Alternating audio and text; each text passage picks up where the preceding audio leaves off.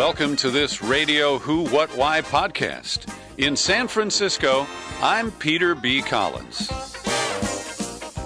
Recently, Google's been in the news as activist employees signed a petition demanding an end to a contract with the Pentagon called Maven, described as artificial intelligence used to define objects, and it could be used in targeting for America's drone force. Yasha Levine has been covering Silicon Valley for many years, first for Pando, and now he is the author of Surveillance Valley, The Secret Military History of the Internet. Yasha, thanks for joining me today. Thanks for having me on. Now, always a pleasure. This is an interesting episode for Google because the company with the mantra of don't be evil has been confronted by its own employees about this controversial contract about Maven.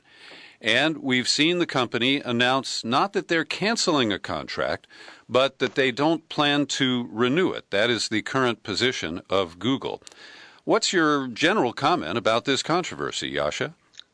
Well, my general comment about this controversy is that it's very ahistorical. It ignores Google's long-standing relationships with the military-industrial complex, and it's more than a decade of contracting with the Pentagon, with the CIA, with intelligence agencies like the NSA. So this is people are hyper-focused on this one contract, on this one program to develop AI capability for drone visual recognition systems, but it ignores Google's history of being what is in essence a military contractor, a kind of a modern Lockheed Martin for the internet age. And this contracting goes back to almost the very beginnings of this company, to the early 2000s. The earliest contract that I could dig up went back to 2003 when Google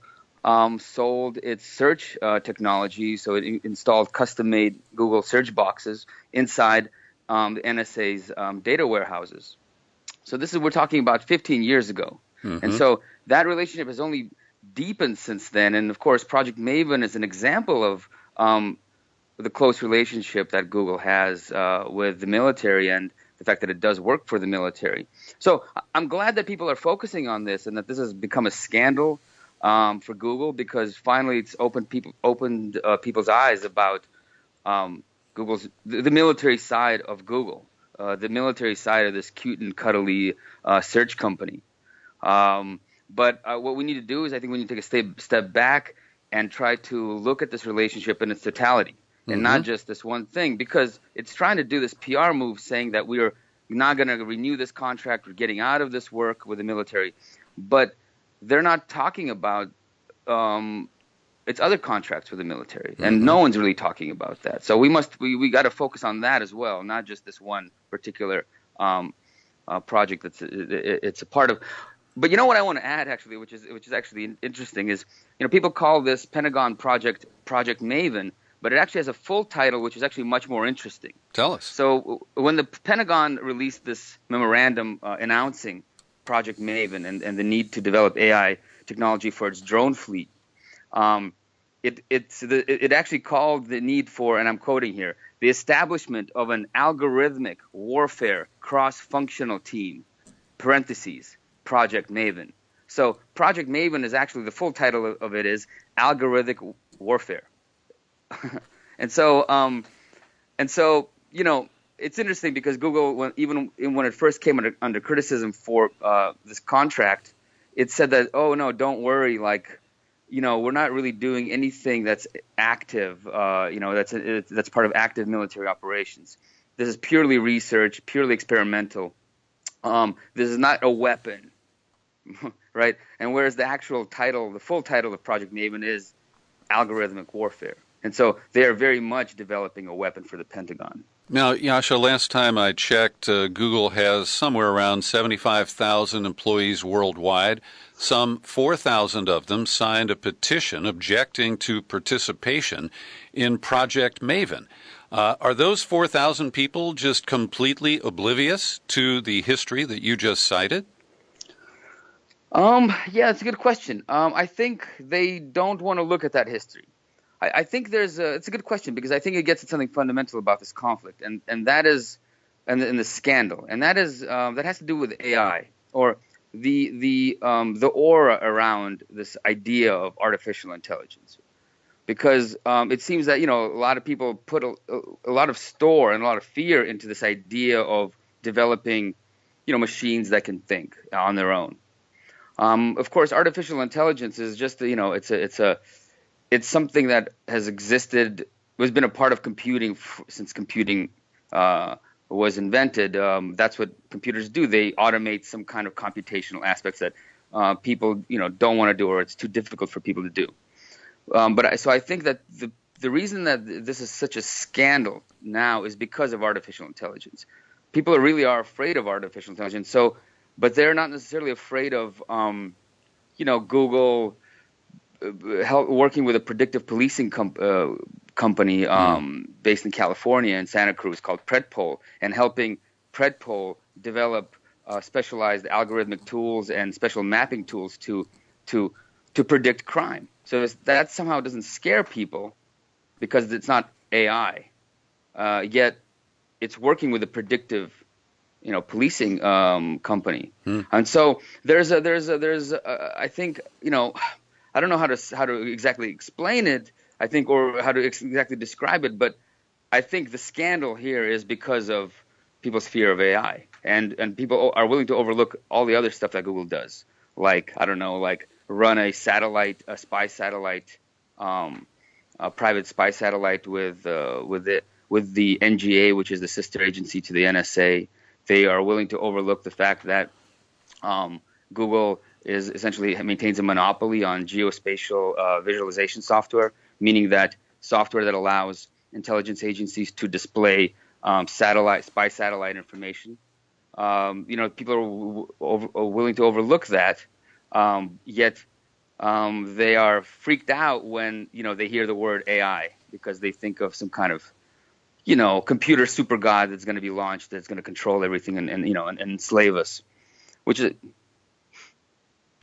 So this disconnect is surprising because in preparation for this interview, I did a Google search about Project Maven.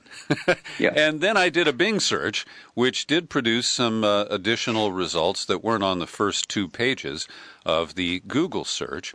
But people who work for Google should be able to access this data. And as far as I know, the information in your book, Surveillance Valley, is not classified even for Google employees. No, it's not. I mean, look, but it's not easy. It's not easy to find this information because, Google was somewhat open in the mid 2000s when it first started going into the military contracting space, and when it first opened up its Google Federal division, a division that was involved in just trying to sell Google technology to the military and to federal agencies. It was somewhat open about it, and executives from this division gave interviews, and you could read stories about it in the Washington Post and the New York Times. But as Google became much more of a civilian, company, and didn't want to be associated with this sort of surveillance aspect or government aspects of its business, it basically cut that off, and there was nothing in the media about it anymore. And so in order to find information about this, you really had to dig deep. You'd have to go into federal procurement databases, which are notoriously hard to navigate. They're very vague. You really have to connect the dots and do, real journalism, essentially, to understand what's going on. You were the first to share with me the information you referred to a moment ago about the original connection when the company called Keyhole, which had been financed by the venture capital arm of the CIA, In-Q-Tel, was purchased by Google. And it came with the executive Rob Painter. So explain for our listeners what Rob Painter does for Google based in Reston, Virginia. Keyhole is this 3D mapping software that Google acquired in 2003, and Keyhole got investment seed money from the CIA via its venture capital firm In-Q-Tel, And when Google bought Keyhole, it also bought all the military contracts that Keyhole had, because Keyhole's mapping technology was immediately put to use after In-Q-Tel invested in it. Was immediately put to use in an operational military setting. So at the time, America was invading Iraq, and Keyhole was used by the Pentagon to display satellite imagery, spy satellite imagery. So when Google bought this company, it took on all of these obligations, all of these contracts, and it also took a couple of executives from the company that helped expand the company's military contracting division and set it up and find customers. So, Keyhole was this very defining moment for Google, because it marked the moment when it really started turning towards military contracting and started looking at military contracting as a lucrative source of business. But of course, that it wasn't the only thing, because Google, on its own, without even Keyhole, was contracting with the NSA to provide the NSA with search technology internally, so that an NSA analyst could go to an internal Google page, an NSA Google page, and search using Google's algorithms, NSA's data, just like we search the internet today. The CIA bought the same thing from Google. So this is 2003, 2004, 2005. So Google, there were different avenues through which Google worked with military agencies and intelligence agencies, and Keyhole was not the only avenue, but it definitely was a big marker for the company, because from then on it really started trying to grab military contracts, and it really started to work with establishment military contractors like Lockheed Martin, like Raytheon. So Google began to actually play the role of a subcontractor. So let's say Lockheed Martin had to go in and put in some kind of new data system for the Army, and Google would be subcontracted by Lockheed Martin to build a portion of that, or to provide technology for a portion of that contract. And so, again, this has been going on for a decade and a half. We only know just a tiny little bit of actually what's going on, because a lot of these contracts are classified, and they're very, very hard to get any kind of information on. And so Project Maven and some of the contracts that I uncovered while writing Surveillance Valley, these are just tiny little bits of information that show that there's a lot more going on. And for instance, so in the news that just has been coming out about Project Maven, and emails that actually were leaked to the New York Times by someone inside Google, show that Google is gunning for essentially a $10 billion contract, potential $10 billion contract, to run like military cloud services, right? I thought Amazon had that contract with the CIA. Yeah, with the CIA, but there are the CIA is only one intelligence agency, right? And there's a lot more business out there. So the contract for classified cloud services is worth, the New York Times says, $10 billion, and Google is just one of the companies that's vying for that contract. Other companies include Microsoft, Amazon, IBM. And so, this is what Google is. So Google has,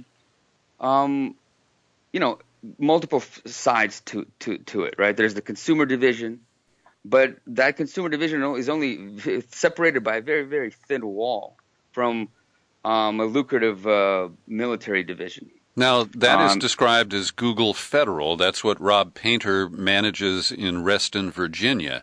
Do you know, Yasha, when Google reorganized and set up the holding company Alphabet, is Google Federal a very separate, distinct division from the main Google search-based and advertising-based company?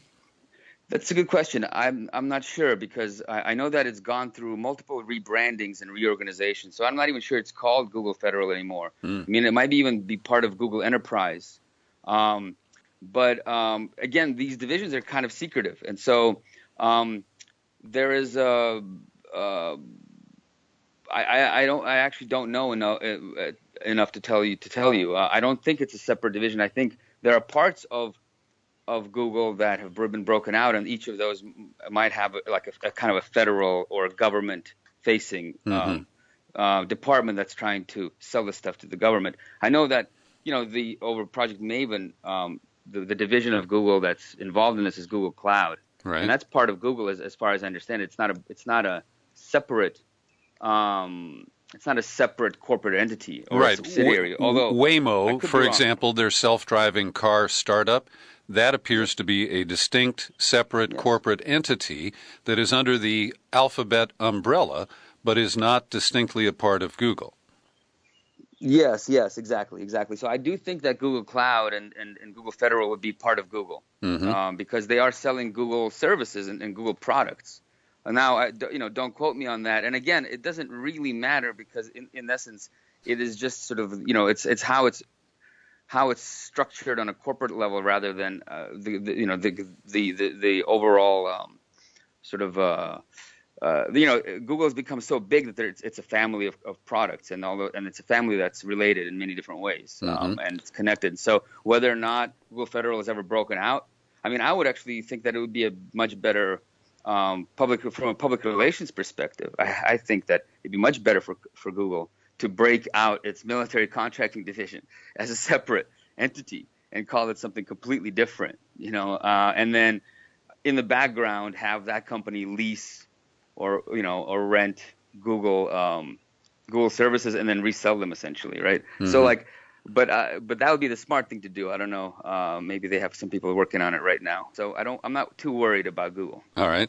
What can you tell us about the background of Diane Greene, the CEO of Google Cloud? She's been the face of this controversy. Does she have an intelligence or military background? It's a good question. I don't think so. Because I didn't break this story, and I've only been following it just a little bit more deeply than most than probably you have. I just have a sort of a background knowledge on other contracts that and Google's military contracting history. I have not actually looked very deeply at Google Cloud and its history and the history of its executives. So I don't know how to. I won't be able to answer that question very well. All right. So let me quote from Surveillance Valley. You say Google has been tight-lipped about the details and scope of its contracting business. It does not list this revenue in a separate column in quarterly earnings reports to investors, nor does it provide the sum to reporters.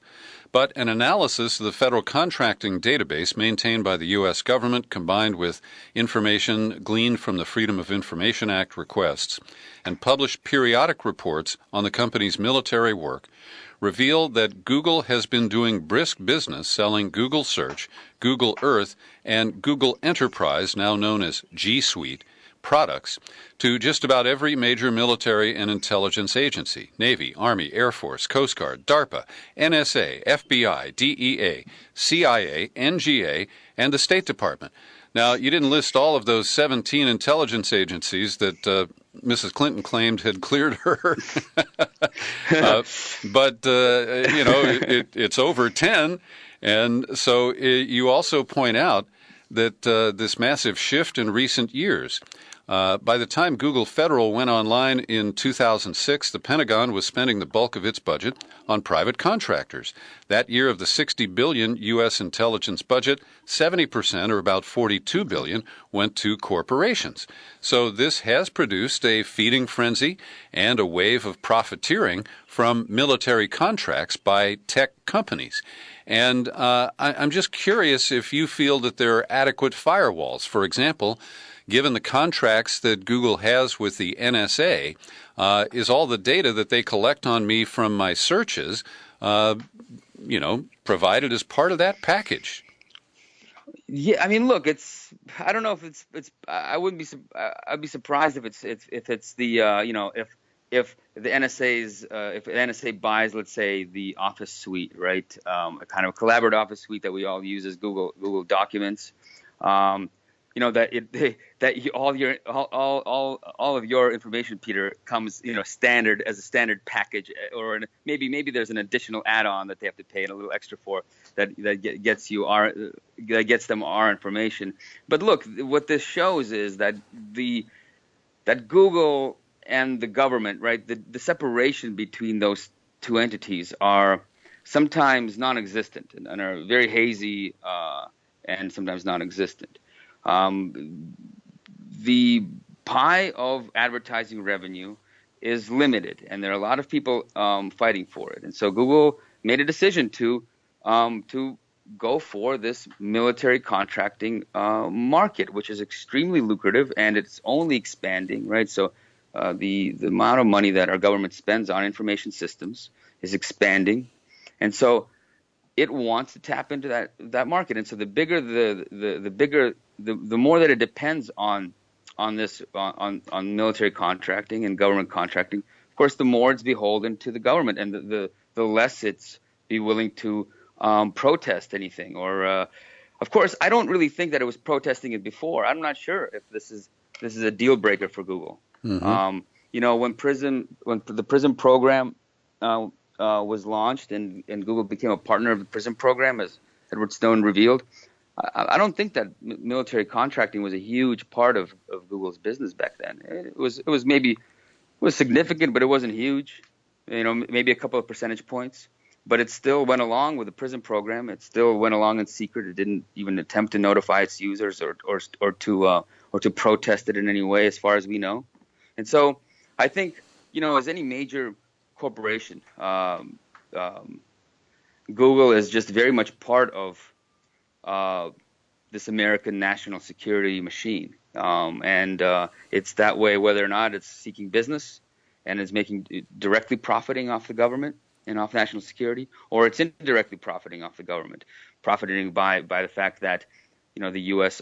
is able to open markets and to guarantee foreign markets and access to foreign markets for Google's products, and to batter any country that attempts to close its borders or to close its market to Google and to other giant corporations. So I think Google, we like to separate things out in this clean way between private and public, or corporate and government. But I think the more you look at Silicon Valley and the more you look at companies like Google, the more you realize that on all these different levels, from foreign policy apparatus to the actual systems, information systems that our government uses to conduct business, right?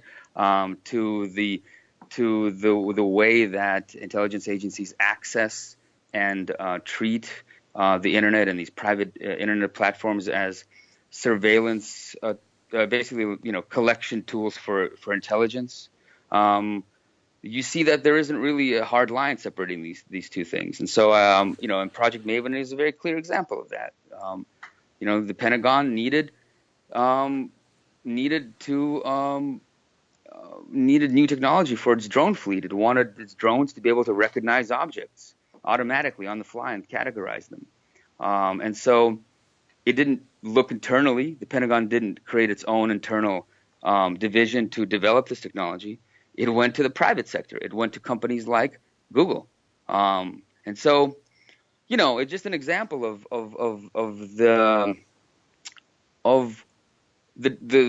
lack of separation between private and government. And I think what this shows is that we need to focus a lot more on, private surveillance and private power, because so far in when people talk about privacy and surveillance, generally the conversation is weighted towards fears of government overreach. So ever since Edward Snowden really exposed the ties between Silicon Valley and the NSA, the focus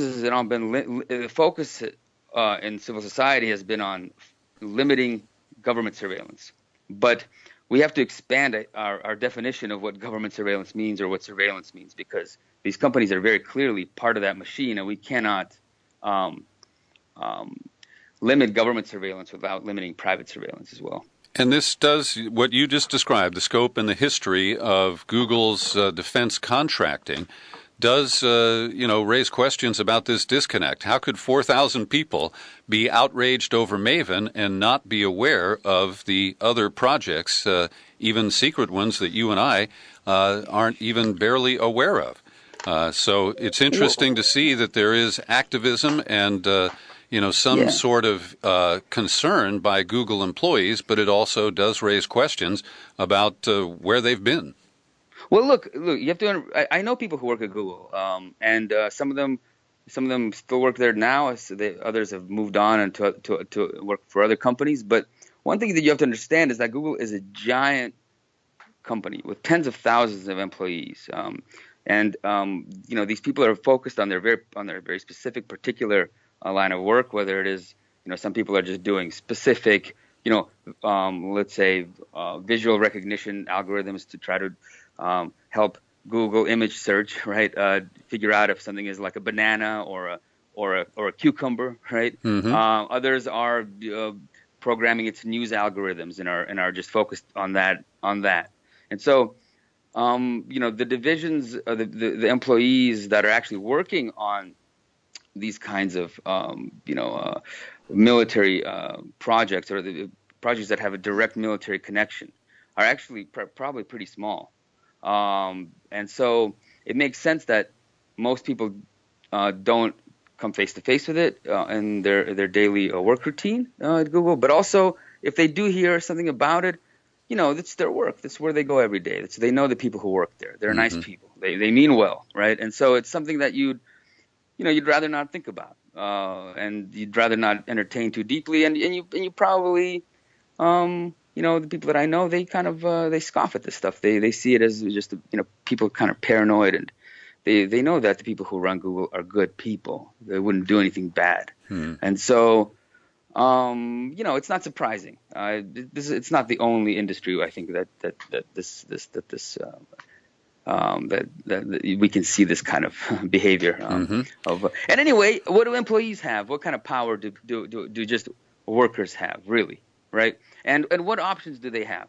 So if you, let's say, the people who, let's say, resigned from Google, well, where are they going to go to work?